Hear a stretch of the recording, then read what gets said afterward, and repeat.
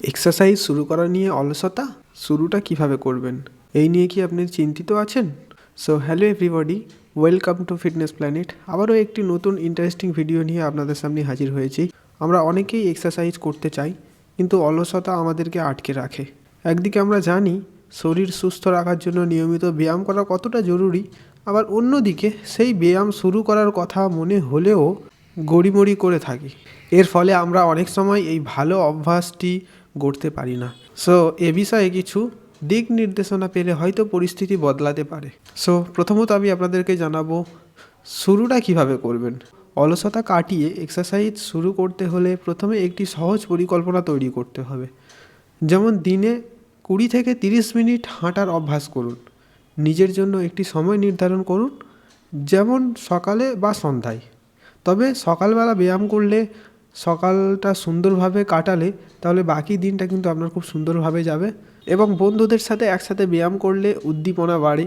অর্থাৎ আমি বলতে চাইছি, একা একা না করে একটি টিম ওয়াইজ যদি আপনি এক্সারসাইজ করেন, তাহলে কিন্তু সেটি আরও ফান হয়ে যাবে। অর্থাৎ আনন্দের সাথে সাথে আপনি করতে পারবেন। এক্সারসাইজের সময় মিউজিক শুনুন বা পছন্দের ভিডিও দেখুন।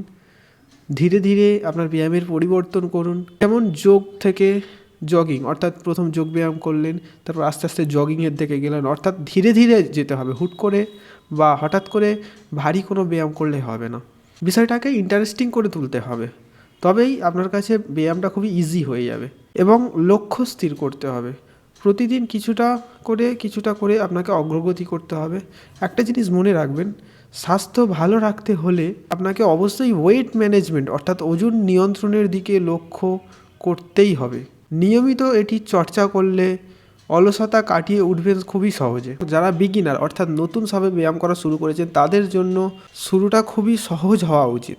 যদি আপনি আগে কখনো ব্যায়াম না করে থাকেন, তাহলে আপনার জন্য হাঁটা অথবা হালকা দৌড়ানো সবচেয়ে ভালো বিকল্প।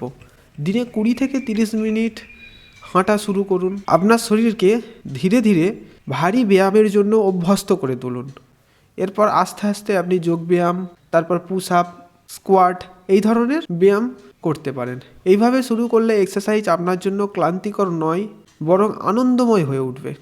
এবার এখানে আপনাদের একটি কথা জেনে রাখতে হবে, সেটি হলো মানুষের কর্মক্ষেত্র অনুযায়ী বা কাজের ধরন অনুযায়ী কিন্তু তাদের ব্যায়ামটা আলাদা আলাদা হওয়া উচিত। আমি এখন আপনাদেরকে জানাবো চাকরিজীবীদের জন্য কী ধরনের এক্সারসাইজ করলে তারা বেশি বেনিফিটেড হবেন। সো চাকরিজীবীদের জন্য এক্সারসাইজ করা আরও কঠিন মনে হয়, কারণ তারা কাজের চাপে সবসময় বাইরে বেরোনো, হাঁটার জন্য বা ব্যায়ামের জন্য সময় হয় না। কিন্তু এটি অসম্ভবও নয়।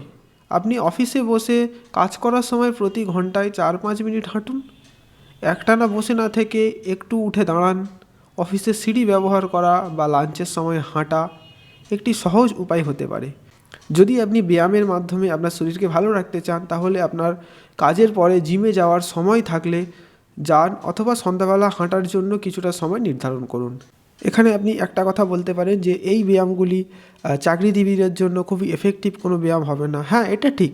তবে কিন্তু কর্মজীবীদের ক্ষেত্রে, অর্থাৎ চাকরিজীবীদের ক্ষেত্রে এই ব্যায়ামটি আপনার মানসিক চাপ অনেকটা কমিয়ে আপনার কনফিডেন্স লেভেলকে অনেকটা হাই করে দেবে। এবার জানাবো স্টুডেন্টদের জন্য এক্সারসাইজ। ছাত্রদের ক্ষেত্রে বা ছাত্রীদের ক্ষেত্রে পড়ালেখার পাশাপাশি এক্সারসাইজ করার সময় খুঁজে পাওয়া কঠিন। তবে সকাল বা সন্ধ্যায় মাত্র 30 মিনিট বের করে হাঁটা বা জগিং করার যে ব্যাপারটা, এটি করলে কিন্তু তারা অনেক ভালো থাকবে।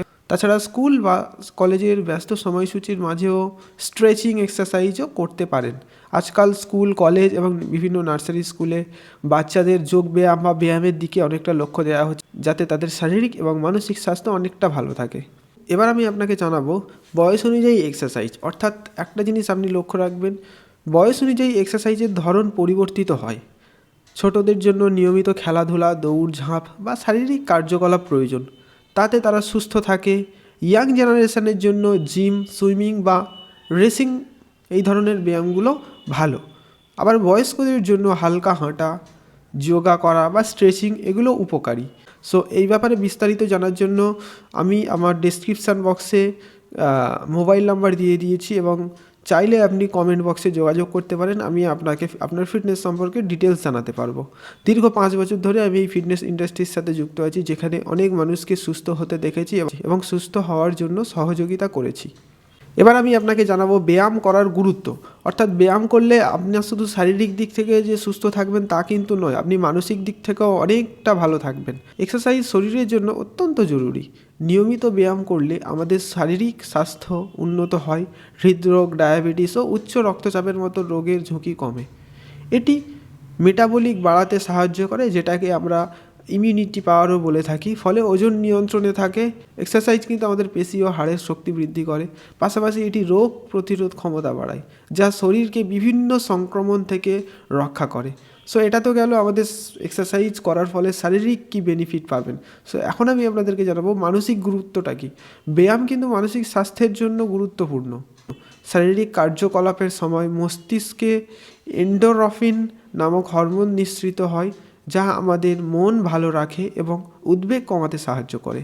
নিয়মিত ব্যায়াম করলে স্ট্রেস কমে এবং ভালো ঘুম হয়। আলটিমেটলি জীবনের অন্যান্য ক্ষেত্রে ইতিবাচক প্রভাব ফেলে। তাই মন ভালো রাখতে এক্সারসাইজ একটি কার্যকরী মাধ্যম। এবং আমি তো রেগুলারলি এক্সারসাইজ করি, সেখান থেকে আমি নিজেই উপকার পাই। এক্সারসাইজের ফলে আমার মানসিক স্বাস্থ্য এবং শারীরিক স্বাস্থ্য উভয়ই ভালো থাকে। সবশেষে একটাই কথা বলবো, অলসতা কাটিয়ে উঠতে হলে প্রথমে উদ্দেশ্য নির্ধারণ করতে হবে। সেটি আপনার ব্যায়াম করার ক্ষেত্রে হোক বা আপনার কেরিয়ার গড়ার ক্ষেত্রে হোক, এর গুরুত্বটা আপনাকে বুঝতে হবে। আপনি যখন মানসিক দিক থেকে কোনো কাজের জন্য প্রস্তুত হবেন, তখনই ব্রেন আপনার ওভারঅল শরীরকে এই সিগন্যালটি দেবে যে এই কাজটি করা খুবই জরুরি। এক্সারসাইজ শুরু করার জন্য আজ থেকেই পদক্ষেপ নিন। আপনার শরীর, মন ও জীবনের মান উন্নত করার জন্য একটি গুরুত্বপূর্ণ স্টেপ। তাই আর দেরি না করে আজই শুরু করুন।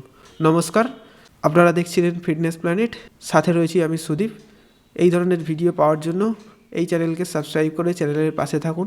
খুব তাড়াতাড়ি একটি নতুন এই ধরনের ইন্টারেস্টিং ভিডিও নিয়ে আপনাদের সাথে আবার হাজির হব। ততদিনের জন্য সবাই খুব ভালো থাকবেন আর সবাইকে খুব ভালো রাখবেন এবং এই ভিডিওটি শেয়ার করে অপরকেও উপকৃত করার জন্য সাহায্য করবেন। ধন্যবাদ।